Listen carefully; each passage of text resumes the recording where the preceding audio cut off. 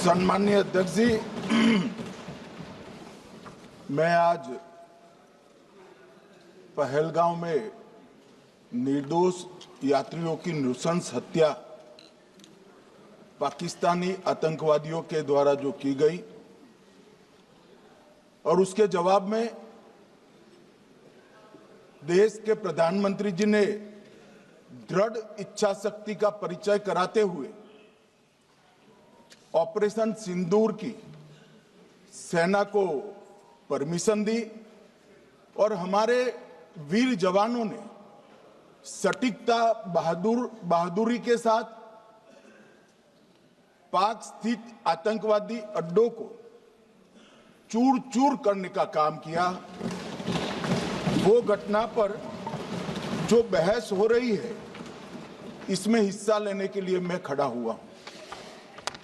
माननीय अध्यक्ष जी, सबसे पहले पहलगांव में जो नृशंस हत्या की गई निर्दोष नागरिकों की, धर्म पूछकर उनको मारा गया, इनके परिवार के सामने मारा गया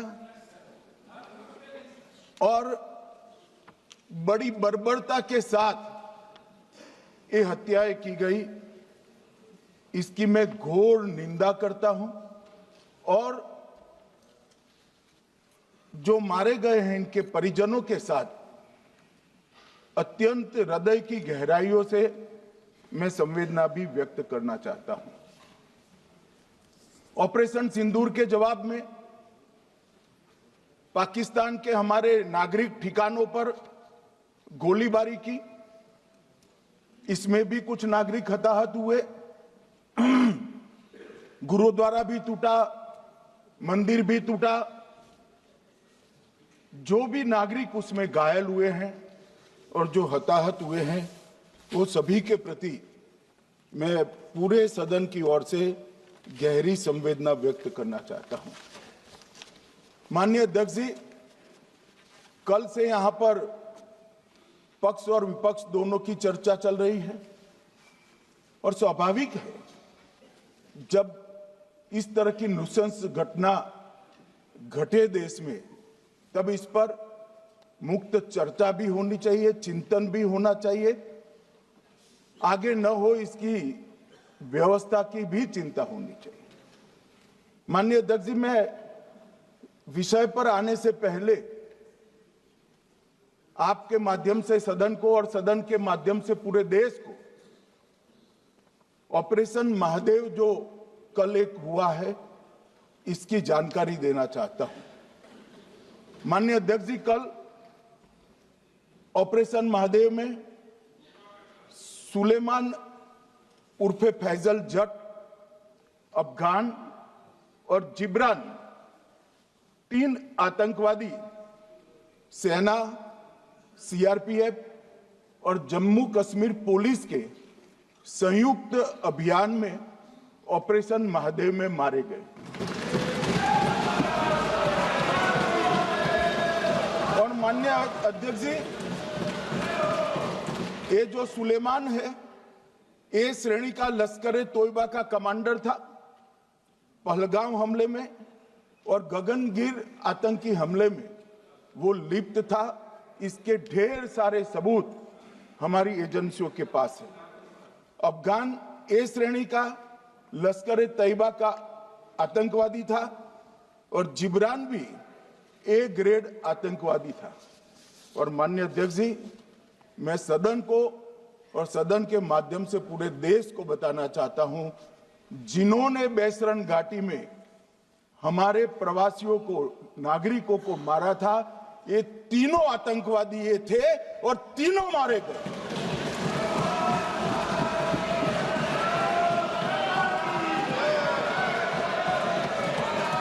और मान्यवर, मैं आज इस सदन के माध्यम से सेना के पैरा 4, सीआरपीएफ के सारे जवान जो अभियान में शामिल थे और जम्मू कश्मीर पुलिस के जो जवान थे, वो सभी को सदन और पूरे देश की ओर से बहुत बहुत साधुवाद देना चाहता हूं। माननीय अध्यक्ष जी, मैं इस ऑपरेशन महादेव के बारे में थोड़ा डिटेल में बताना चाहूंगा। ऑपरेशन महादेव की शुरुआत 22 मई 2025 को, एक प्रकार से तो जिस दिन हत्या हुई थी उसी दिन रात को 22 मई 2025 को हुई। जिस दिन हत्या हुई थी उसी दिन रात को एक सुरक्षा मीटिंग की गई थी जम्मू कश्मीर में। ये पूछ रहे थे, कोई गए नहीं, सिर्फ राहुल गांधी गए। अब आपकी आंख कौन से चश्मे से देख रही है मुझे मालूम नहीं। माननीय अध्यक्ष जी, 1 बजे हमला हुआ, मैं 5:30 बजे श्रीनगर में उतर चुका था। माननीय अध्यक्ष जी, अरे सुनो सुनो, मैं बताता हूँ ना 22 में, सुनो ना प्लीज, धैर्य रखकर सुनो, हमने आपको नहीं टोका है, सुनना पड़ेगा भाई, ऐसे नहीं चलेगा। माननीय अध्यक्ष जी, नहीं, पर बैठे बैठे मत बोलिए आप भी। माननीय अध्यक्ष जी, माननीय अध्यक्ष जी, 23 अप्रैल को बैठे बैठे टिप्पणी मत करिए। एक सुरक्षा मीटिंग की गई। सभी सुरक्षा बल, सेना, CRPF, BSF, Jammu Kashmir police, और सबसे पहले उसमें निर्णय किया गया कि जो नृशंस हत्यारे हैं वो देश छोड़कर पाकिस्तान भाग न पाए, इसकी हमने पुख्ता व्यवस्था की और भागने नहीं। 22 मई को आईबी के पास एक ह्यूमन इंटेल आई और एक क्षेत्र के अंदर, दाची गांव क्षेत्र के अंदर आतंकवादियों की उपस्थिति की सूचना मिली। आईबी और सेना द्वारा दाचीकाम क्षेत्र में अल्ट्रा सिग्नल कैप्चर करने के लिए जो इंस्ट्रूमेंट हमारी एजेंसियों ने बनाए हैं, इसके द्वारा इस सूचना को पुख्ता करने के लिए मई से 22 जुलाई तक लगातार प्रयास किए गए।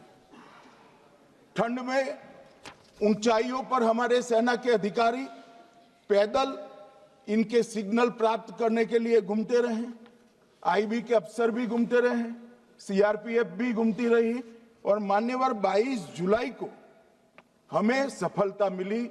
सेंसर्स के माध्यम से आतंकवादी होने की पुष्टि मिल गई।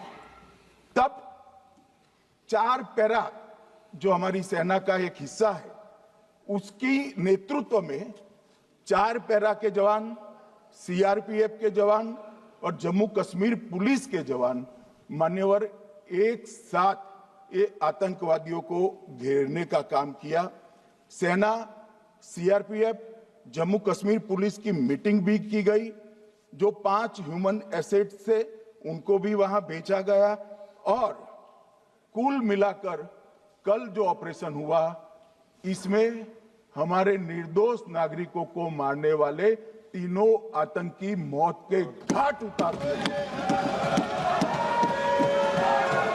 मान्यवर, तीनों के नाम मैंने बताए हैं, सुलेमान उर्फे फैजल जट, अफगान और जिब्रान। मान्यवर, वो तो एक आशंका थी कि यही लोगों ने घटना की है, मगर मैं बाद में एनआईए की जांच पर आता हूं, एनआईए ने पहले से ही इनको, जिन्होंने आसरा लिया था, वो लोगों को गिरफ्तार कर रखा था। उनको खाना पहुंचाने वाले लोगों को अपने कब्जे में रखा था। तो जब आतंकवादियों के शव श्रीनगर आए, इनसे पहचान कराई गई। 4 लोगों ने पहचान लिया, यही 3 लोग थे जिन्होंने पहलगांव में आतंकी घटना को, मगर हमने इस पर भी भरोसा नहीं किया। मान्यवर, कोई जल्दबाजी नहीं की। हमने जो आतंकी घटना स्थान से कारतूस मिले थे, वो कारतूस का एफएसएल रिपोर्ट पहले से करा कर रखा था, और चंडीगढ़ सेंट्रल एफएसएल के अंदर बैलिस्टिक रिपोर्ट के आधार पर उनका रिपोर्ट तैयार था। जब ये कल आतंकवादी मारे गए, इनकी 3 राइफलें पकड़ी गई। एक M9 अमेरिकन राइफल थी और 2 AK-47 राइफल थी। जो कारतूस मिले थे वो भी M9 और AK-47 के भी थे, मगर हमने इससे भी संतोष नहीं माना। ये राइफलों को एक विशिष्ट विमान के द्वारा कल रात को 12 बजे चंडीगढ़ पहुंचा गया और पूरी रात फायरिंग कर इसके भी खाली खोखे जनरेट किए गए। 2 खोखों का मिलान किया गया, राइफल की नाली और निकले हुए खोखों का भी मिलान हो गया। तब ये तय हो गया कि इन्हीं 3 राइफलों से हमारे निर्दोष नागरिक मारे गए। और मान्यवर, आज मैं सदन को बताते हुए बहुत खुश हूं। मोदी जी ने ऑपरेशन सिंदूर कर आतंकवादियों को जिन्होंने आतंकवादियों को भेजा था, उनके आकाओं को जमीन में मिलाने का काम किया था। सेना और CRPF ने वो आतंकवादियों को भी समाप्त कर दिया। और मान्यवर,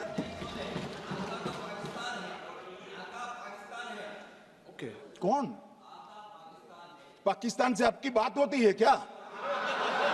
अरे बैठ जाओ भाई।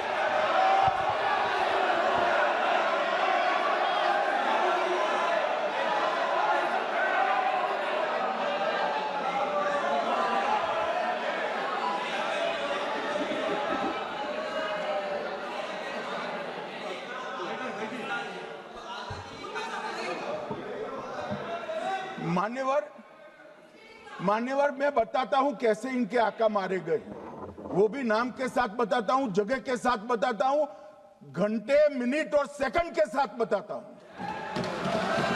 मान्यवर, मैं तो अपेक्षा करता था कि जब ये सूचना सुनेंगे पक्ष विपक्ष में खुशी की लहर दौड़ जाएगी, मगर ये स्याही पड़ गई इनके चेहरे। ये क्या है मान्यवर, किस तरह की पॉलिटिक्स? भाई आतंकवादी मारे गए, आपको इसका भी आनंद नहीं है?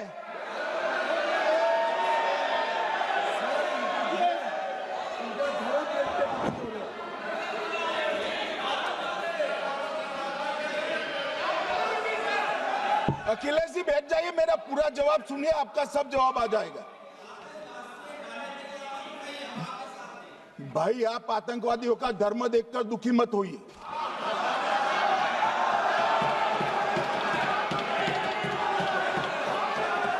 अखिलेश बैठ जाइए यार।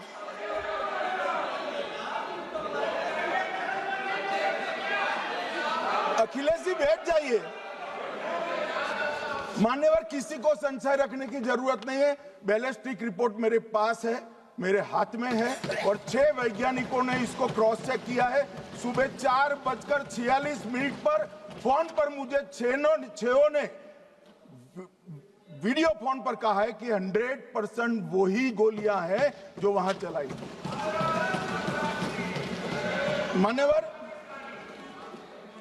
ये हमारे देश की सेना, CRPF और जम्मू कश्मीर पुलिस, ये तीनों का एक साझा बहुत बड़ा कामयाबी है, जिस पर 140 करोड़ को नाज होना चाहिए, देश की जनता को नाज। मान्यवर, मैं तो गया था वहां पर जब ये घटना हुई। दूसरे दिन इनके परिजनों को मिला था। 6 दिन की शादी वाली बच्ची विधवा होकर मेरे सामने खड़ी थी। आज तक मैं वो दृश्य नहीं भूल सकता। मगर आज सारे परिजनों को मैं कहना चाहता हूं कि मोदी जी ने ऑपरेशन सिंदूर से भेजने वालों को भी मारा और हमारे सुरक्षा बलों ने जिनको भेजा था उनको भी मारा और एक ऐसा सबक सिखाया है कि आने वाले कई दिनों तक कोई ऐसी हिम्मत नहीं कर पाएगा। मान्यवर, मैं थोड़ा NIA की जांच के बारे में भी बताना चाहूंगा। मान्यवर, जिस दिन लश्कर-ए-तोयबा ने और इसके आउटफिट TRF ने इसकी जिम्मेदारी ली, उसी दिन हमने तय कर लिया था कि ये जांच NIA को सौंप दी जाएगी, क्योंकि NIA आतंकवाद के केसों की जांच के लिए, वैज्ञानिक तरीके से जांच करने के लिए और सजा कराने के लिए महारत हासिल की हुई विश्व मान्य एजेंसी है, जिसका सजा कराने का दर 96% से ज्यादा है। मान्यवर, हमने तुरंत ही इसकी जांच NIA को दे दी। हमने पूरी व्यवस्था की, सेना, BSF, CRPF और जम्मू कश्मीर पुलिस ने कि लोग देश छोड़कर भाग न जाए, और मान्यवर इसकी जांच की शुरुआत हुई। एक थकाने वाली बहुत लंबी जांच हुई है। जांच के दौरान मृतक के परिजन जो साथ में थे, उनको सभी को चर्चा किए गया। पर्यटकों, खच्चर वालों, पोनी वालों, फोटोग्राफर, कर्मचारियों, विभिन्न दुकान में काम करने वाले लोगों, कुल मिलाकर 1055 लोगों की लंबी 3000 घंटे से ज्यादा पूछताछ इंफॉर्मेशन के लिए की गई, और इस सबको वीडियो पर रिकॉर्ड कर दिया गया। और बाद में इसके आधार पर स्केच बनाया गया, और ढूंढते 22/6/25 को एक बशीर की पहचान की गई और परवेज की पहचान की गई, जिन्होंने आतंकवादी घटना के अगले दिन आतंकवादियों को शरण दी थी। उनको अपने ढोक में रखा था। वो दोनों को गिरफ्तार कर लिया गया। अब वो हमारी कस्टडी में है। दोनों गिरफ्तार अपराधियों ने खुलासा किया कि 21/4/25 की रात को 8 बजे 3 आतंकवादी बेसरण से लगभग 2 किलोमीटर दूर स्थित परवेज ढोक में आए थे। आतंकवादियों के पास AK-47 और M9 कार्बाइन थी। जो 2 आतंकवादियों ने काली पोशाक पहनी थी और एक ने छद्म वेश किया था। खाना खाया, चाय पी और ढोक से निकलते वक्त कुछ खाना, नमक, मिर्च और मसाले लेकर वो चले गए। मान्यवर, उस वक्त हमने जिन खोखो को रिकवर किया था, इसको हमने चंडीगढ़ FSL में टेस्टिंग के लिए भेज दिया, और जब चंडीगढ़ FSL में टेस्टिंग के लिए भेजा गया तो वही राइफल से एप्को आतंकी हमला हुआ था, वो भी निश्चित हुआ। तो आज इसके साथ साथ दूसरे एप्को आतंकी हत्या को अंजाम देने वाले आतंकियों का भी इसके साथ ही समाप्ति हुई है, उनको मार दिया गया है। मान्यवर, और इसके बाद में स्केच बनाया गया। गिरफ्तार किए गए दोनों आरोपियों की माता जो थी, इन्होंने ये तीनों आतंकियों के मृतदेहों को पहचान लिया है। दोनों आतंकवादी घटना में साथ लेने वाले उनके साथियों ने भी पहचान लिया है, और अब उसकी FSL की पुष्टि भी आज सुबह 4 बजे हो गई थी। अब मैं जांच का पूरा ब्यौरा बताना चाहता हूं। मान्यवर, ये हमले में 3 पाकिस्तानी आतंकवादी थे। हमले में 2 AK-47 और 1 M9 कार्बाइन का प्रयोग किया गया था, और अब जो पकड़े गए हैं, इसके सुलेमान के कारण एप्को का मामला भी आज रिजॉल्व हो रहा है, और आतंकवादियों को पनाह देने वाले 2 स्थानीय लोगों को भी इस केस में पकड़ लिया गया है। अब मान्यवर, कल पूछते थे कहां से आए, कहां गए, किसकी जिम्मेदारी है। भाई, जिम्मेदारी हमारी ही है। हम सरकार में हैं, हमारी ही जिम्मेदारी। मगर मैं पूछता हूं, जब आप सरकार में थे तब क्या क्या हुआ था, इसकी जिम्मेदारी किसकी थी और क्यों निर्वहन नहीं किया, वो भी बाद में पूछूंगा। जरा धीरज से सुनना। मगर मान्यवर, मुझे एक बड़ा दुख हुआ। कल इस देश के पूर्व गृह मंत्री चिदंबरम जी ने सवाल उठाया कि क्या प्रूफ है कि ये आतंकवादी पाकिस्तान से आए, और मान्यवर कब उठाया, जब संसद में चर्चा होने वाली थी। क्या कहना चाहते हैं चिदंबरम साहब? किसको बचाना चाहते हैं? पाकिस्तान को बचाकर आपको क्या मिलेगा? वो ये कह रहे हैं कि और क्या है, मत जवाब दो,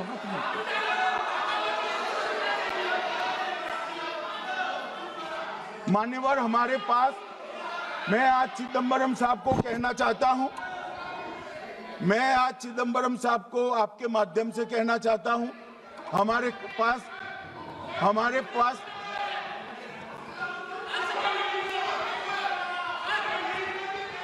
मान्यवर हमारे पास प्रूफ है, वो भी मैं सदन के सामने रखना चाहता हूं कि तीनों पाकिस्तानी थे। 3 में से 2 के पाकिस्तान के वोटर नंबर भी आज हमारे पास उपलब्ध है। मान्यवर ये राइफलें हैं, ये राइफलें भी हमारे पास उपलब्ध है। इनके पास से जो चॉकलेटें मिली हैं, वो चॉकलेटें ढोक में से मिली, वो भी पाकिस्तान की बनाई हुई चॉकलेट है। मान्यवर ये कहते हैं कि पाकिस्तानी नहीं थे, इसका मतलब पूरी दुनिया के सामने इस देश का एक पूर्व गृह मंत्री पाकिस्तान को क्लीन चिट दे रहा है।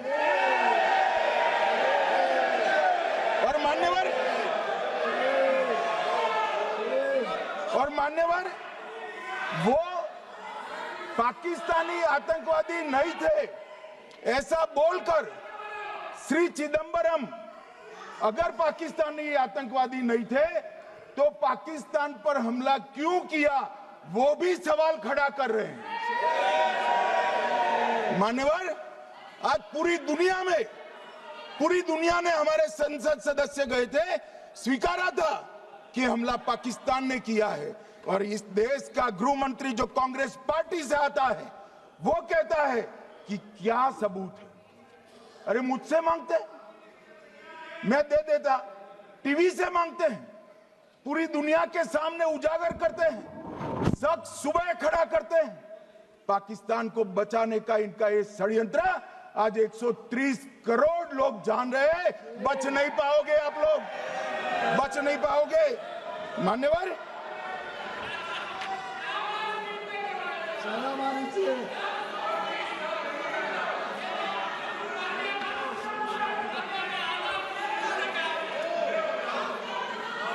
मान्यवर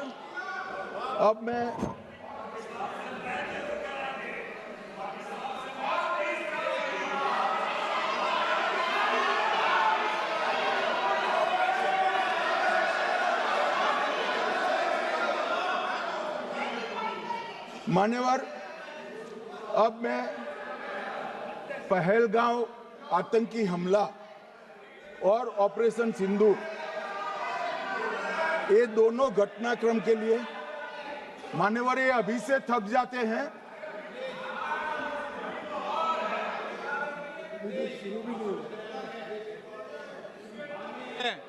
प्लीज बैठिए।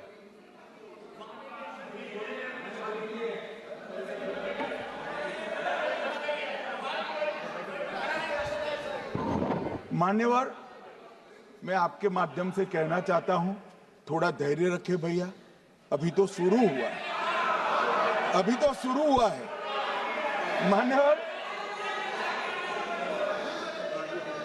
मैं पहलगांव आतंकी हमला और ऑपरेशन सिंदूर के बारे में पूरा घटनाक्रम बताना चाहता हूं। कल ढेर सारे सवाल उठाए, वैसे तो मुझे लगता था कि कल रक्षा मंत्री जी के भाषण के बाद शायद कांग्रेस पार्टी सपोर्ट में भाषण देना शुरू करेगी और अगर थोड़ी बहुत जनता की इच्छा की परख होती तो वो ही करते, मगर नहीं करा, क्योंकि रक्षा मंत्री जी ने बहुत बारीकी से ऑपरेशन सिंदूर की सफलता, इसकी जरूरियात, इसकी प्रासंगिकता और इसके परिणाम, इसके बारे में बहुत अच्छे तरीके से सदन के माध्यम से पूरी देश की जनता के सामने रखा जाए। मगर फिर भी उन्होंने बहुत सारे सवाल किए, अब सवाल किए हैं तो मुझे जवाब देना भी पड़ेगा, उनको सुनना भी पड़ेगा। मान्यवर,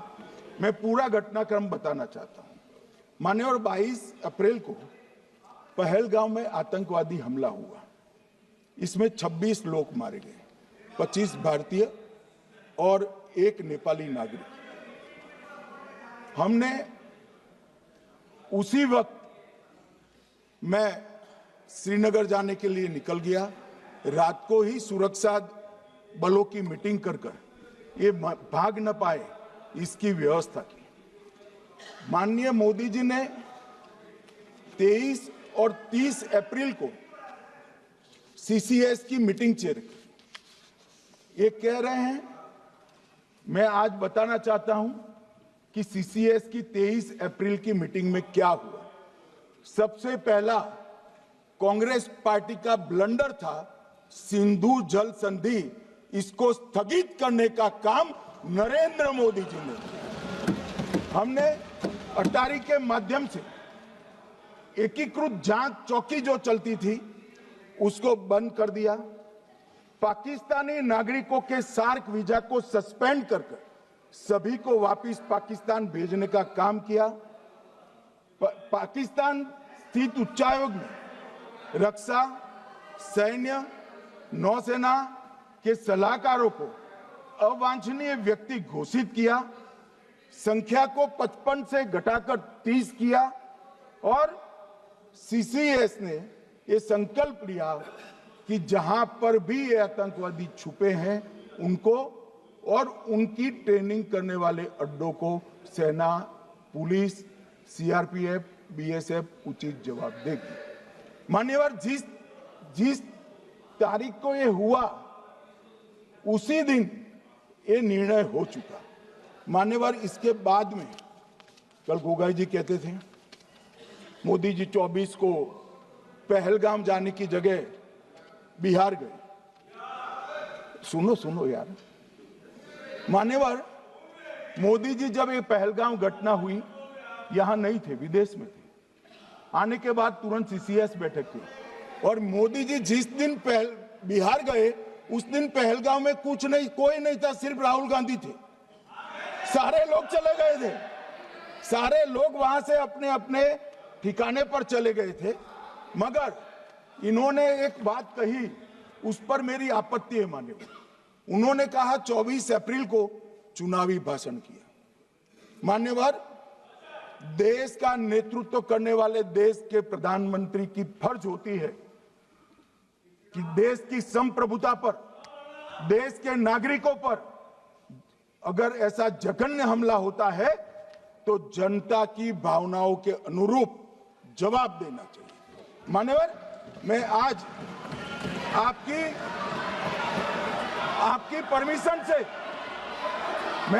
परमिशन से मोदी जी के बिहार भाषण के कुछ अंश पढ़ना चाहता हूं। कोट अनकोट है। 22 अप्रैल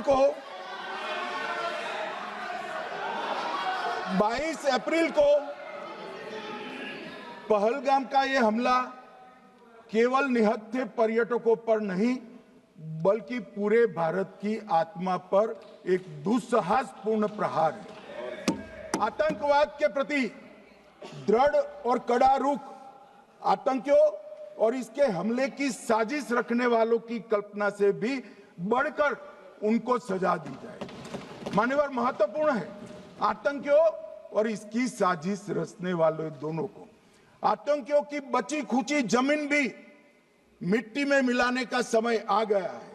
140 करोड़ भारतीय इस बात के लिए एकजुट है कि आतंक के आकाओं की कमर तोड़ दी जाएगी। भारत हरेक आतंकवादी और उनके समर्थकों की पहचान करेगा, उनका पता लगाएगा और उन्हें दंडित करेगा। आतंकवाद कभी भी भारत की आत्मा नहीं तोड़ पाएगा। न्याय सुनिश्चित करने का मैं हर संभव प्रयास करूंगा। अनकोट। अब इसमें किसी को चुनावी भाषण दिखाई पड़ता है तो उसकी समझ शक्ति पर बहुत सारे सवालिया निशान लग जाते हैं। ये चुनावी भाषण नहीं है। आतंकवाद के खिलाफ लड़ने का 140 करोड़ भारतीयों का प्रतिघोष है जो मोदी जी ने वहां दिया।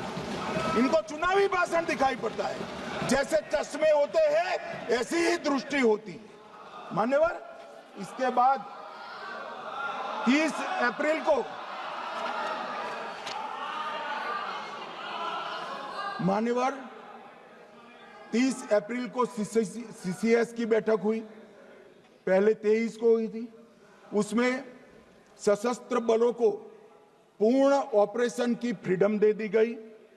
प्रधानमंत्री मोदी जी ने सीसीएस की उपस्थिति में रक्षा मंत्री, एनएसए और सेनाओं के प्रमुख के साथ बैठकर पूर्ण ऑपरेशनल फ्रीडम देने का काम किया और इसके बाद ये ऑपरेशन सिंदूर हुआ। मान्यवर, ऑपरेशन सिंदूर 7 मई को रात को 1:04 से 4 मिनट से 1:24 तक चला। उसमें पाकिस्तान के 9 आतंकी ठिकानों को ध्वस्त कर दिया और पूरी दुनिया ने इसके दृश्य देखे। साहब, इससे बड़ा संयमित हमला नहीं हो सकता। आजकल दुनिया में युद्ध चल रहे हैं, हम देख रहे हैं, बच्चे मर रहे हैं, महिलाएं मर रही, निर्दोष मर रहे। हमने 9 आतंकी अड्डों को समाप्त किया, परंतु एक भी सिविलियन नहीं मारा गया, केवल और केवल आतंकी मारे गए। स्थान थे मरकज सुभान अल्लाह बहावलपुर, मरकज तैयबा मुरीद के, महमूना जाया कैंप सियालकोट, अरे नाम सुनो काम में आएंगे, सरजाल camp Sialkot, Sawai Nala camp Muzaffarabad, Syedna Bilal camp Muzaffarabad, Gulpur camp Kotli, Barnala camp बिंगबर्ग और अब्बास कैंप कोटली। मान्यवर, सर्जिकल स्ट्राइक और एयर स्ट्राइक में हमने पाक ऑक्यूपाई कश्मीर में ही हमला किया, एक प्रकार से भारत के हिस्से पर ही हमला किया। पाक ऑक्यूपाई कश्मीर हमारा ही है, तो हमने तो हमारे हिस्से में हमला किया। मगर इस बार 100 किलोमीटर अंदर घुसकर पाकिस्तान की भूमि पर आतंकवादियों को तबाह करने का काम। और मान्यवर, ये आतंकी के ठिकानों पर हमला हुआ, इसमें मारा कौन गया? हाफिज मोहम्मद जमील जैसे मोहम्मद के प्रमुख मौलाना मसूद अजहर के बहनोई, मुदस्सर खादियान मरकज तैयबा मुरीद का प्रमुख, याकूब मलिक जेएम पदाधिकारी, मोहम्मद हमसा जमील जेएम ऑपरेटिव, मोहम्मद यूसुफ अजहर गंभीर रूप से घायल था फिर मारा गया, जैसे मोहम्मद का आमिर मोहम्मद हसन खान गंभीर रूप से घायल था फिर मारा गया, जेएम ऑपरेटिव मोहम्मद हसन गंभीर रूप से घायल हुआ, अब्दुल मलिक, खालिद अबू अक्स और नोएम मलिक, इनका कोई पता ठिकाना नहीं। और मान्यवर, ये पूछते थे मुझे कल कि पहलगांव के दोषी कहां गए, वो पहलगांव के दोषी कहां गए? ये जो मैंने, अरे सुनो ना यार, ये जो 10 मैंने नाम पढ़े हैं, इसमें से 8 ये चिदंबरम एंड कंपनी के समय में आतंकवादी घटना घटाने वाले लोगों को नरेंद्र मोदी जी ने मारा। ये हमें पूछते हैं कहां गए? अरे भाई, आपके समय में जो छुप गए थे उनको चुन चुन कर हमारी सेना ने समाप्त कर दिया है। और ये 10 नहीं, कल राजनाथ जी घबराते बोले हैं, अब ऑथेंटिक शब्द का है, मैं बढ़ा नहीं सकता, मगर कम से कम 100 लोगों को हमारी सेना ने समाप्त, 100 से अधिक लोगों को हमारी सेना ने समाप्त करने का काम। मान्यवर, और इस पर भी गर्व नहीं कर सकते आप, इस पर भी गर्व नहीं कर सकते।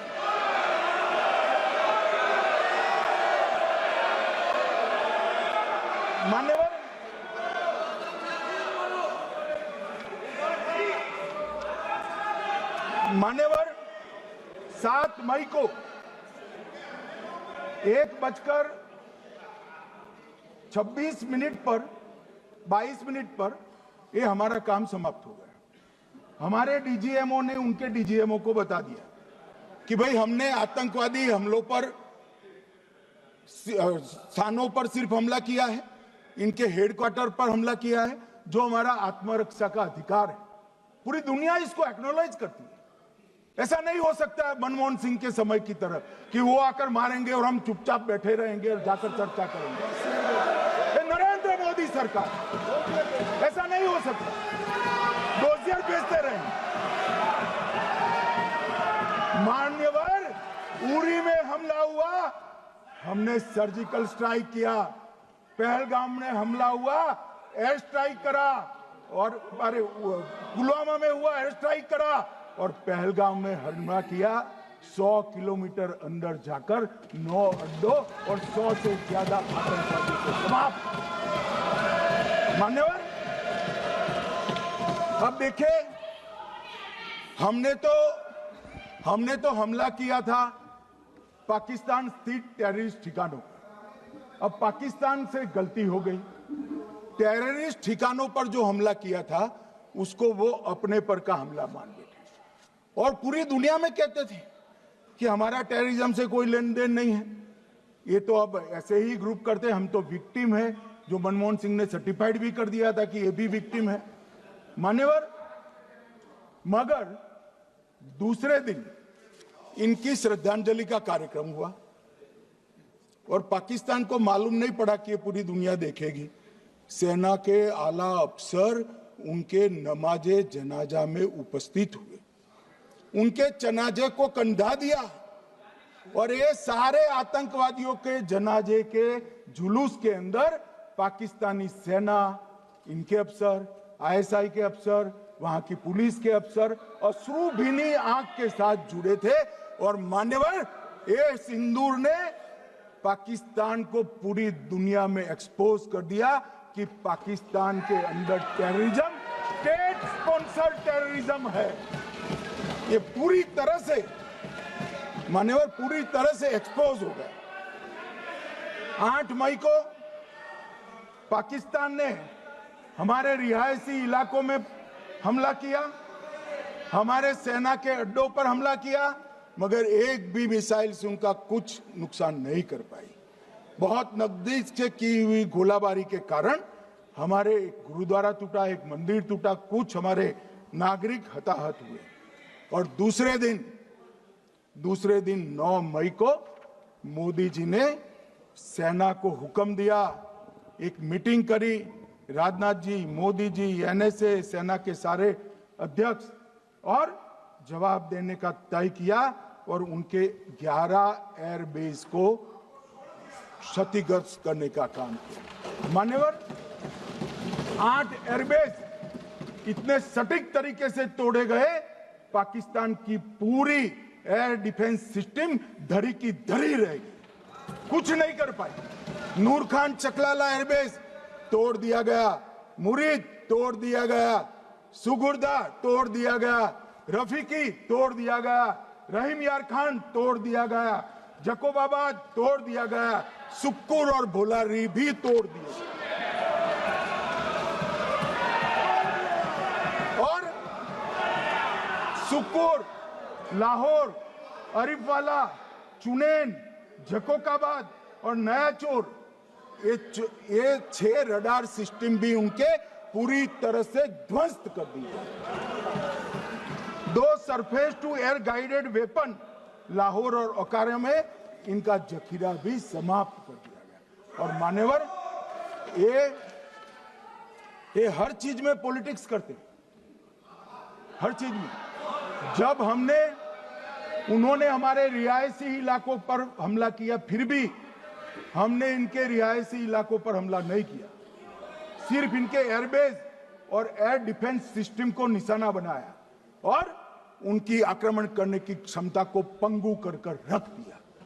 हमारी पूरी सेना, पूरी वायुसेना, पूरी नौसेना अक्षुण्ण थी और उनकी हमला करने की क्षमता को हमने छिन्न विछिन्न कर दिया। पाकिस्तान के पास शरण में आने के अलावा और कोई चारा ही नहीं था। इसलिए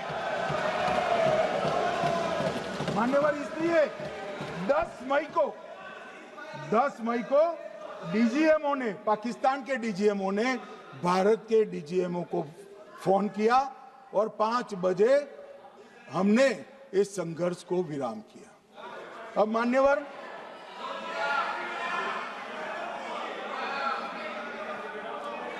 ये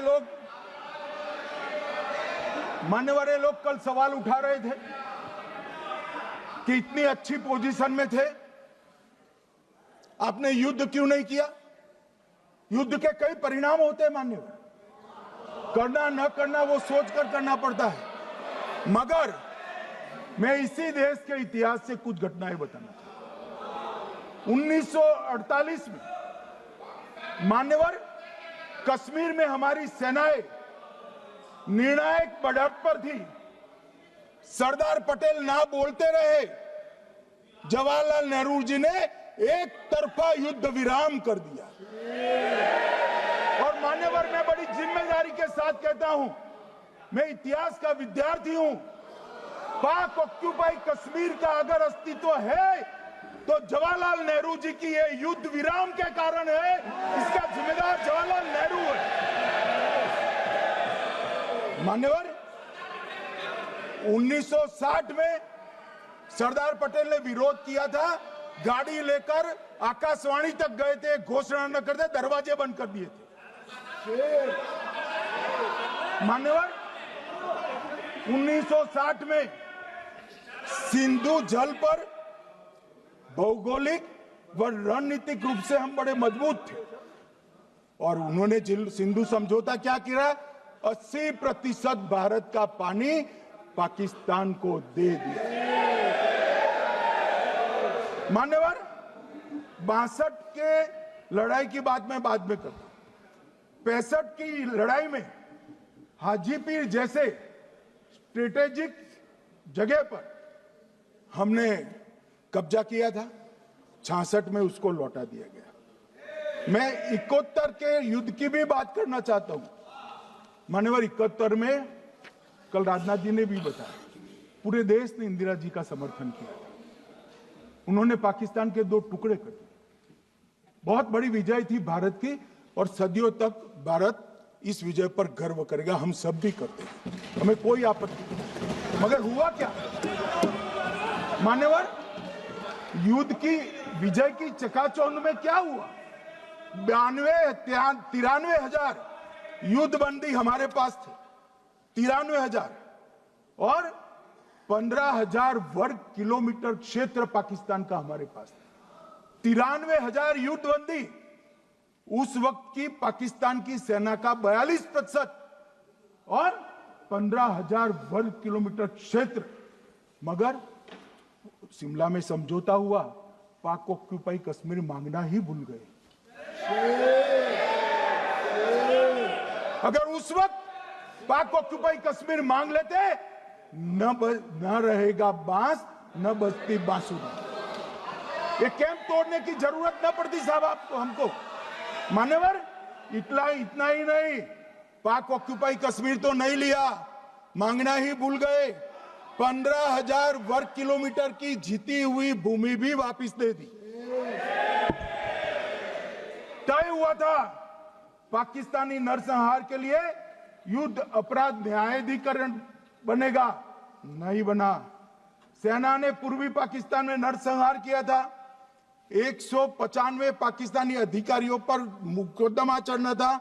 भुट्टो अपने साथ इंदिरा जी के सामने से छुड़ा कर ले गए। जनरल मानेक शॉ का एक कोट अनकोट कहता हूं, जनरल मानेक शॉ का, जो एक प्रकार से आर्किटेक्ट माने जाते हैं बांग्लादेश विजय के, इन्होंने कहा कि भुट्टो ने भारत के नेतृत्व को मूर्ख बनाया। अब जो शब्द है, मैं आप कोट अनकोट है, इसमें मेरा कुछ नहीं है, ये लोग गुस्सा न हो सकते। I told her into bracket Indira Gandhi, Indira ji को कहा that he into bracket Bhutto के लिए, he has made monkey out of you. समझ में आता है? ये फील्ड मार्शल साहब ने कहा है मान्यवर, और ये हमें सिखा रहे हैं। ये नहीं किया, वो नहीं किया, फलाना नहीं किया, ठिकाना नहीं किया। अरे भाई, आप तो पाकिस्तान को क्लीन चिट दे रहे हो कि पाकिस्तान ने हमला ही नहीं किया है। क्या अधिकार है आपको पूछने का? कोई अधिकार नहीं है। साहब देखिए क्या होता है। मैंने कहा पाकिस्तान को क्लीन चिट दे रहे हो, तो कनी मोदी जी कह रही है कि नहीं, हम नहीं दे रहे हैं। कनी मोदी जी, माननीय अध्यक्ष जी, आपके माध्यम से मैं कनी मोदी को बताना चाहता हूं, माननीय सदस्य जी को, कि वो कह रही है हमने नहीं दिया, मगर जिसके साथ बैठते हो उसका दोस्त तो आपके सर पर आएगा ना। चिदंबरम जी कर रहे हैं, आपके राज्य से है, कांग्रेस के प्रमुख नेता है, देश के पूर्व गृह मंत्री कह रहे हैं कि पाकिस्तान ने आतंकवादी नहीं भेजे थे। क्या क्लीन चिट देना चाहते? किसी को अधिकार नहीं है साहब यहां आतंकवाद पर बोलने का, किसी को अधिकार नहीं। मान्यवर, मैं अब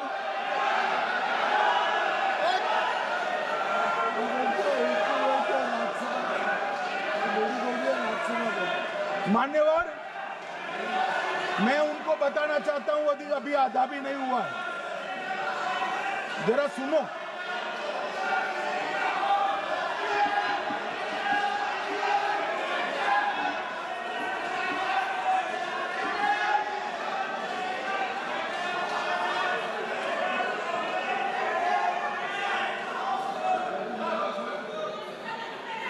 मान्यवर, 62 के चिन्ह में क्या हुआ, 62 के युद्ध में क्या हुआ? मान्य, ये अभी कल कुछ कांग्रेस के सदस्य चीन का सवाल पूछ रहे थे, मैं आज पूछना चाहता हूं 62 के युद्ध में क्या हुआ? 38,000 वर्ग मीटर, पूरा सदन ध्यान से सुने, 38,000 वर्ग मीटर अक्साई चीन का हिस्सा चीन को दे दिया गया। और वर्ग किलोमीटर ही बोला, वर्ग किलोमीटर। और मान्यवर, ऐसी ही चर्चा उस वक्त सदन में हुई। मैं तो बड़ी गंभीरता से जवाब दे रहा हूं, मुझे बोलने नहीं देते। जवाहरलाल नेहरू जी ने क्या कहा? वहां घास का एक तिनका भी नहीं उगता है, वो जगह को क्या करे? तो एक संसद सदस्य ने, नेहरू जी का सर मेरे जैसा था, महावीर प्रसाद त्यागी जी ने कहा कि आपके सर पर भी एक बाल नहीं, वो चीन बेच दे क्या? मान्यवर इस तरह से जवाब देते थे, नॉन सीरियस टाइप के जवाब। और कल गोगोई जी बड़ा बड़ा उछल उछल कर बोल रहे थे। अरे गोगोई जी, आपको मालूम है उन्होंने चीन के बारे में, आसाम के बारे में क्या क्या था? आसाम को आकाशवाणी पर बाय बाय कह दिया था। रिकॉर्डिंग है, रिकॉर्डिंग है।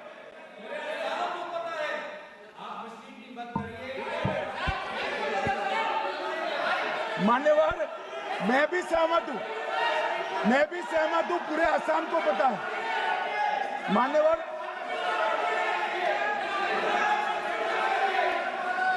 मान्यवर,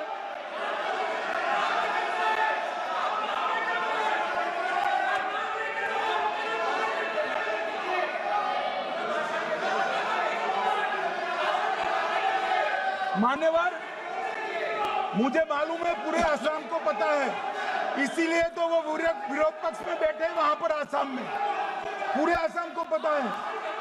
और मान्यवर,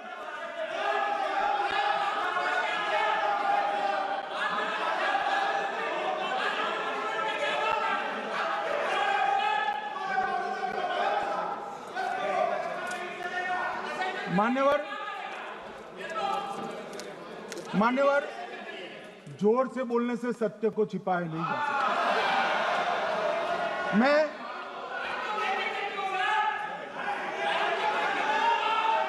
मान्यवर, मैं selected works of Jawaharlal Nehru series volume 29 पृष्ठ 231 पर से एक जवाहरलाल नेहरू जी के पत्र को कोट करना चाहता हूं।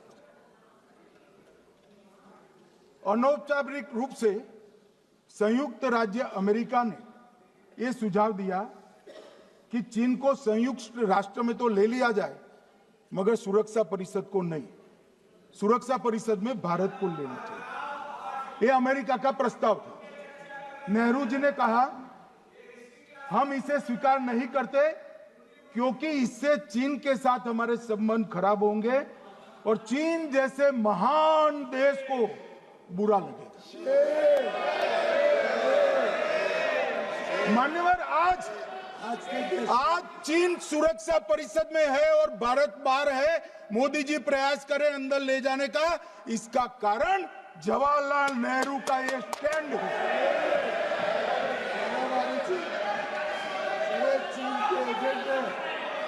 और मान्यवर, ये तो पीढ़ी दर पीढ़ी चलता आ रहा है। राजीव गांधी फाउंडेशन ने चीन के साथ एमओयू कर दिया।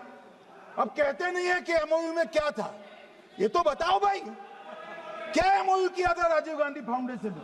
और जब डोकलाम में हमारे सेना के जवान चीन की सेना के सामने आंख में आंख डालकर बैठे थे, वो चीन के राजदूत के साथ राहुल गांधी मीटिंग कर। ये मान्यवर ऐसा नहीं है। जवाहरलाल नेहरू, सोनिया गांधी, राहुल गांधी, तीन पीढ़ी तक के चीन का प्रेम उतरता जा रहा है। मान्यवर,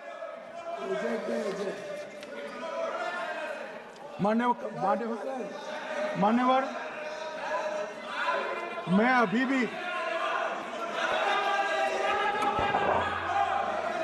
भी एक बात इस महान सदन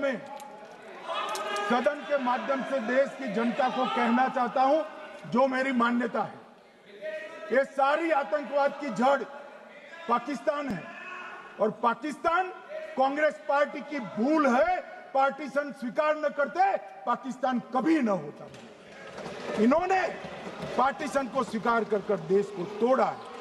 मान्यवर, कल विदेश मंत्री जी बता रहे थे शर्म अल शेख सम्मेलन का बलूचिस्तान ब्लंडर, जिसने पाकिस्तान को हमारे साथ चर्चा करने के लिए इक्वल फुटिंग पर ला दिया। मान्यवर, अब ये टेररिज्म की बात करते हैं। मैं इसमें भी पूरे देश की जनता को टेररिज्म की विगत 20 साल की स्थिति से अवगत कराना चाहता हूं। मान्यवर, अटल जी की सरकार थी। 2002 में टेररिज्म को समाप्त करने के लिए अटल जी की सरकार, एनडीए की सरकार, भाजपा सरकार पोटा का कानून लेकर आई। मान्यवर, मैं सदन को याद कराना चाहता हूं, पोटा कानून का विरोध किसने किया था? किसने किया? कांग्रेस पार्टी ने किया। हमारे पास बहुमत नहीं था राज्यसभा में। मजबूरन हमने कानून को गिर गया, मजबूरन संयुक्त सत्र बुलाना पड़ा और पोटा कानून संयुक्त सत्र में पारित हुआ। देश नहीं भूल सकता मान्यवर। और पोटा कानून को रोककर आज भी कांग्रेस पार्टी के नेता जब बोले तब कहे, पोटा कानून को रोककर किसको बताना चाहते थे आप? किसको बचाना चाहते थे? पोटा तो आतंकवादियों के खिलाफ था। पोटा को रोककर अपनी वोट बैंक का उल्लू सीधा करने के लिए आप आतंकवादियों को बचाना चाहते। और मान्यवर, 2004 में अटल जी की सरकार गई, मनमोहन सिंह, सोनिया गांधी की सरकार आई। आते ही पहला काम क्या किया मान्यवर? पहली ही कैबिनेट में पोटा कानून को रद्द कर दिया। मैं फिर से पूछता हूं, किसके फायदे के लिए कांग्रेस पार्टी ने पोटा कानून रद्द किया? जवाब दीजिए जरा यहां पर। और मान्यवर, इसके बाद क्या हुआ? 2004 के दिसंबर में पोटा कानून रद्द हुआ। 2005 में अयोध्या में रामलल्ला के टेंट पर हमला हुआ, आतंकवादी मारे गए। मुंबई लोकल ट्रेन 2005 में रामलल्ला पर हमला, 6 में मुंबई ट्रेन में बम धमाके, 187 लोग मारे गए। 2006 डोडा उधमपुर में हिंदुओं पर हमला, 34 लोग मारे गए। 2007 हैदराबाद 44 लोग मारे गए। 2007 यूपी लखनऊ वाराणसी 13 लोग मारे गए। रामपुर सीआरपीएफ कैंप, वहां पर हमला हुआ 2008 में। 2008 में श्रीनगर के आर्मी के काफिले पर हमला हुआ, 10 सुरक्षा बल मारे गए। मुंबई आतंकी हमला 2008 में हुआ, 246 लोग मारे गए। जयपुर में 8 बम धमाके हुए, 64 लोग मारे गए।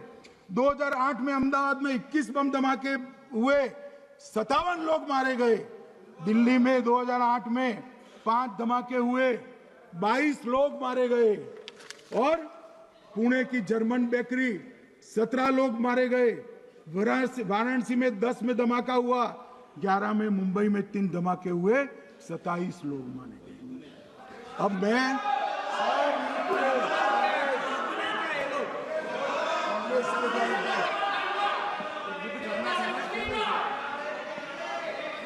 मान्यवर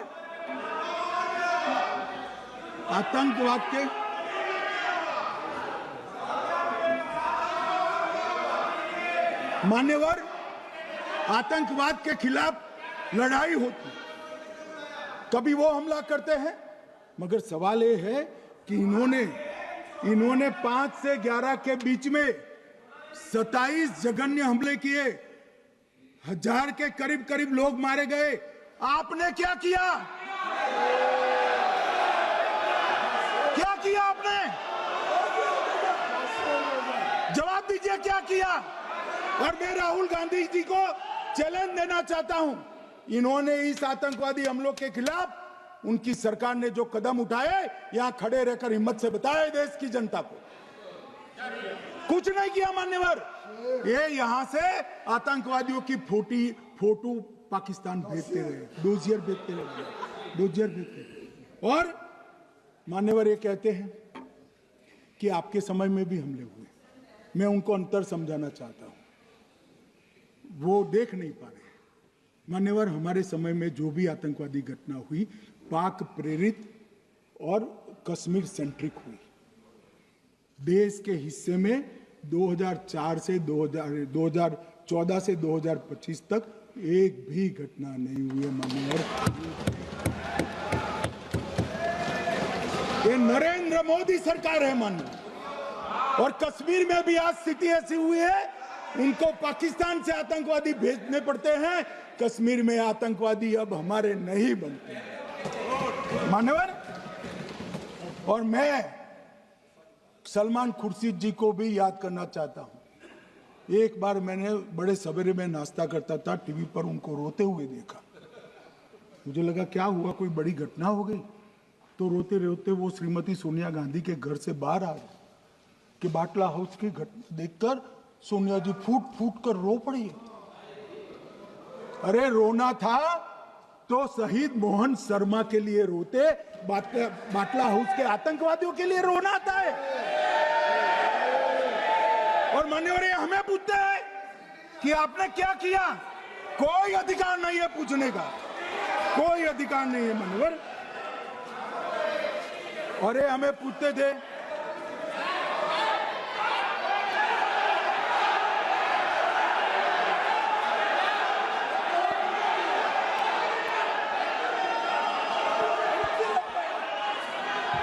मान्यवर, अभी 25% बाकी।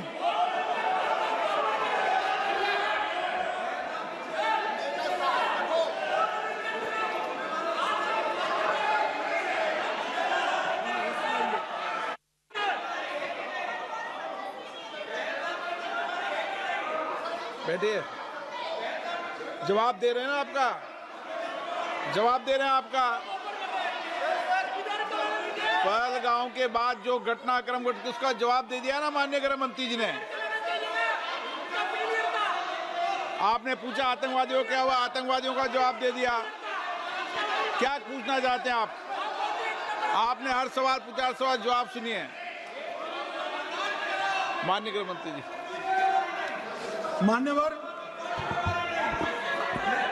मान्यवर, इन लोगों को कल ऐसा था कि ये जो बहसरन के गुनहगार है वो पाकिस्तान भाग गए, तो बड़े आवाज से पूछते थे भाग गए भाग गए भाग गए, गृह मंत्री क्या करता है, जिम्मेदारी ले। हमारी तो सेना ने ठोक दिया, सीआरपीएफ ने ठोक दिया मान्यवर। अब मेरा तो जवाब बनना ना देता है ना वो मांगना बनता है, मगर मैं उनको कुछ पूछना चाहता हूं।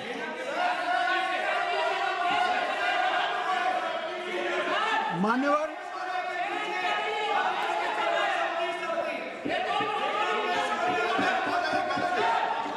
प्लीज, मारेगी तो सेना है ना, सेना अब ऐसे भी मारेगी ना, तो वो भी ये कह रहे हैं सेना और सीआईएसएफ ने मारा।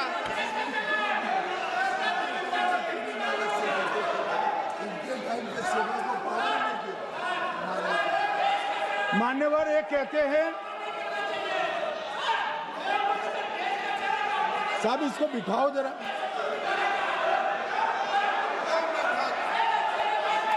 हाँ प्लीज बैठिए बैठिए बैठिए बैठिए बैठिए।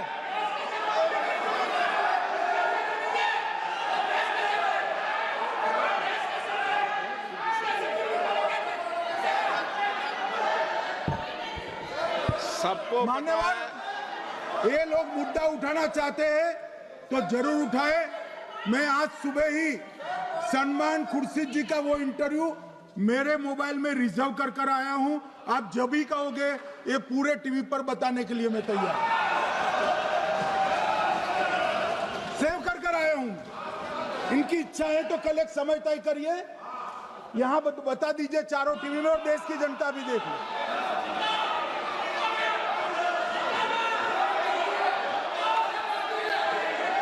मान्यवर कह रहे हैं बताओ, आप बताओ, बताना है या नहीं बताना, नहीं पूछो ना उनको। प्लीज प्लीज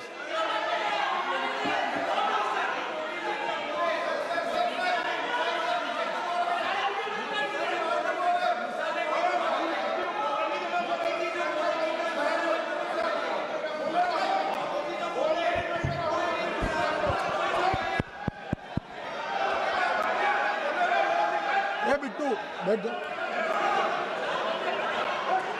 मान्यवर ये पूछ रहे थे कि क्यों भाग गए। अब मेरा समय काफी जाएगा, मैं जरा संक्षिप्त में कहता हूं, घटनाओं पर नहीं जाओ। दाऊद इब्राहिम कासकर 1986 में भागा, श्री राजीव गांधी की सरकार। सैयद सलाउद्दीन 93 में भागा, कांग्रेस की सरकार। टाइगर मेमन 93 में भागा, कांग्रेस की सरकार। अनीस इब्राहिम कासकर 93 में भागा, इनकी सरकार। रियाज भटकल 2007 में भागा, इनकी सरकार। इकबाल भटकर 2010 में भागा, इनकी सरकार। मिर्जा सादाब बेग 2009 में भागा, इनकी सरकार। अब मान्यवर मेरा तो जवाब मांग लिया, हमारे सुरक्षा बलों ने मेरा जवाब भी दे दिया, अब राहुल गांधी इसका जवाब दे।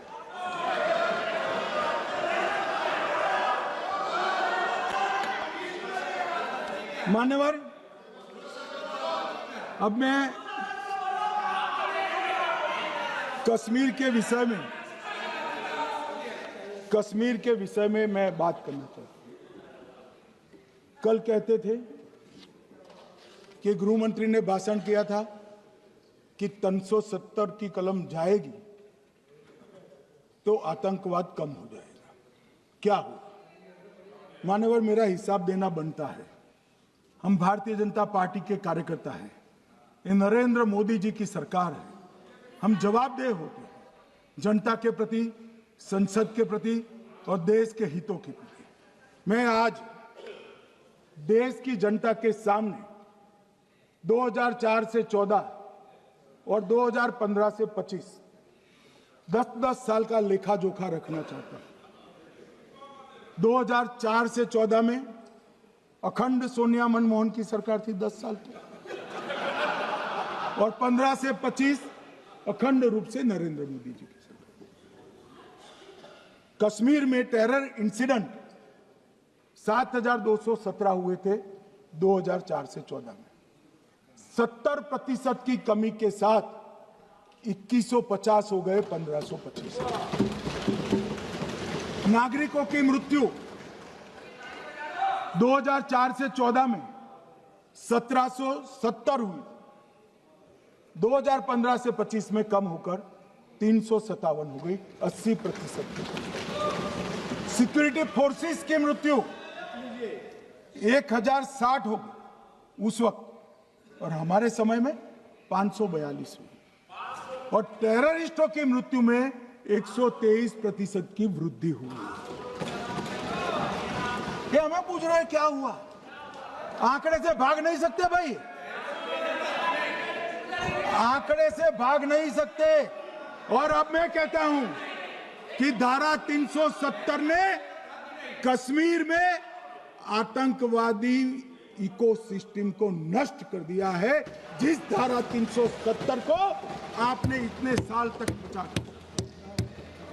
हमने जीरो टेरर प्लान बनाया है, एरिया डोमिनेशन प्लान बनाया है, मल्टी लेवल डिप्लॉयमेंट किया है, सुरक्षा जेलें बनाई हैं, 98% ट्रायल अब वीडियो पर हो रहे हैं, हमने संचार साधन बसाए हैं, और 702 फोन विक्रेता जेल में डाले, 2667 सिम कार्ड बन गए।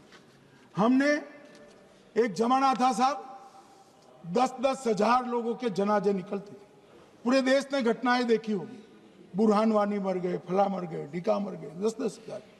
अब जो मारा जाता है उसको वही दफना दिया जाता है।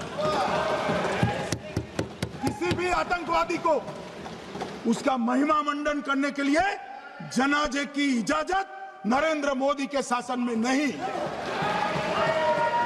मान्यवर, आतंकवादियों के सगे वाले और समर्थक चुन चुन कर हमने नौकरियों से निकाले, पासपोर्ट रद्द कर दिए हैं, गवर्नमेंट कॉन्ट्रैक्ट रद्द कर दिए हैं, 75 से ज्यादा आतंकी समर्थकों को कोर्ट से ऑर्डर लेकर सरकार से बर्खास्त कर दिया गया है। बार काउंसिल उनके समर्थकों से भरी थी, सस्पेंड कर नया लोकप्रिय चुनाव हमने कराया है।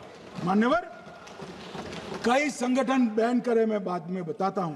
विशेष यूएपीए अदालतें बनाई, लगभग मार्च 22 से 25 के बीच में यूएपीए के 2267 मामले हमने जब्त किए हैं, दर्ज किए हैं, 374 कुर्की की है। और परिणाम क्या है मान्यवर? ये पूछ रहे हैं परिणाम क्या है? शुतुरमुख वृत्ति से अगर मिट्टी में सर रखकर बैठोगे तो कुछ नहीं, सूर्य भी नहीं दिखेगा। मान्यवर, परिणाम आया है। पहले ऑर्गेनाइज टाउन पेल्टिंग साल की 2654 होती थी एवरेज इनकेस में। कितनी मान्यवर? 2654 पथरा होते हैं, 2024 में 0 हो गए। मान्यवर, ऑर्गेनाइज हड़ताल पाकिस्तान से ऐलान करते थे, घाटी बंद रहती थी। पाकिस्तान की भी हिम्मत नहीं है, घाटी में भी हिम्मत नहीं है। इनके समय में साल में 132 दिन घाटी बंद रहती थी, अब ऑर्गेनाइज हड़ताल 3 साल से 0 है। मान्यवर, टाउन पेल्टिंग में नागरिकों की मृत्यु हर साल 112 होती थी, 3 साल से नागरिकों की मृत्यु 0 है। मान्यवर, जख्मी होते थे 6235 लोग टाउन पेल्टिंग में, आज 0। मान्यवर, आज मैं बताता हूं, एक समय में हुर्रियत के नेताओं को यहां वीआईपी ट्रीटमेंट मिलता था, हुर्रियत के साथ चर्चा करते थे, और ये हुर्रियत वाले आते थे, रेड कारपेट पूरा रोड खाली कर सीधा आता था, और मनमोहन सरकार के दूत इनके साथ चर्चा करते थे। सारे हुर्रियत के कंपोनेंट हमने बैन कर दिए हैं, सारे जेल की सलाखों के पीछे।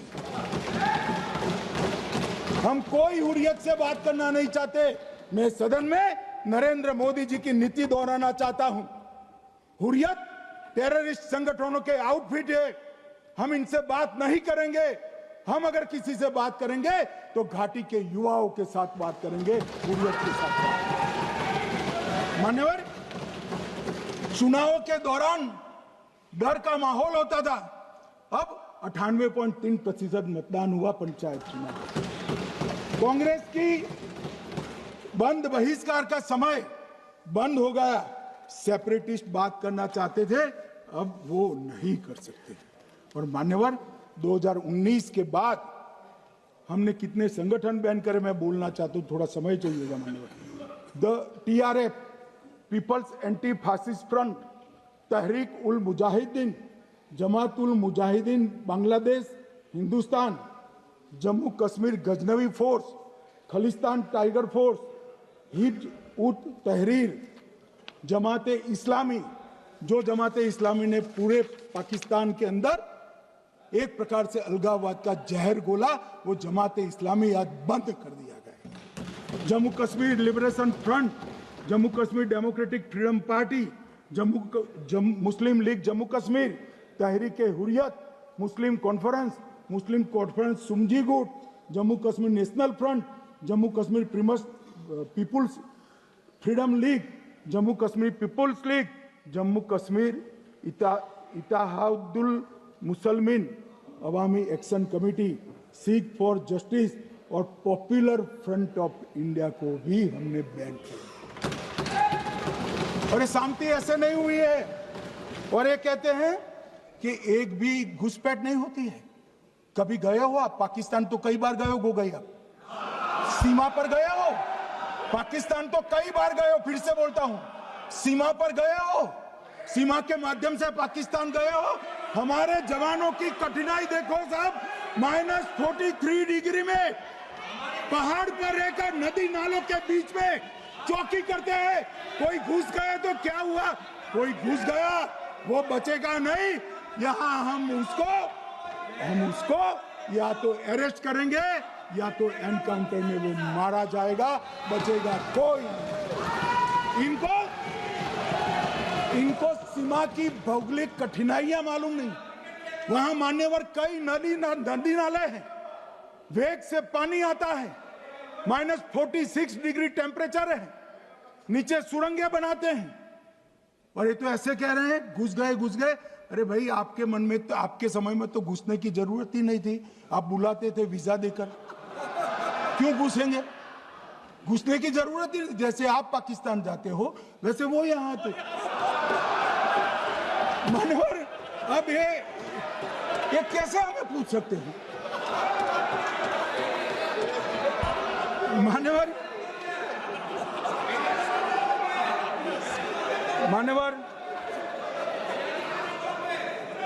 मैं समझ रहा हूं, मान्यवर मैं समझ रहा हूं,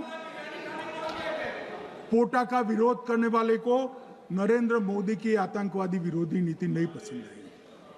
मैं समझ रहा हूं, पोटा रद्द करने वाले को नरेंद्र मोदी जी की एंटी टेरर नीति पसंद नहीं आई। मैं समझ रहा हूं, टेररिस्टों का बचाव कर वोट बैंक बनाने वालों को कोई नीति पसंद नहीं आएगी। मानवर, इसका विरोधी होना है।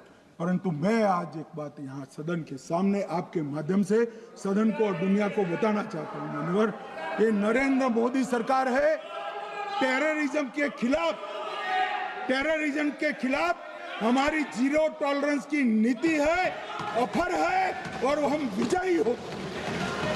और मान्यवर, मैं फिर से अंत में ऑपरेशन महादेव में जुड़े हुए सेना, CRPF और जम्मू कश्मीर पुलिस के सभी जवानों को 2 हाथ जोड़कर प्रणाम कर बहुत बहुत धन्यवाद।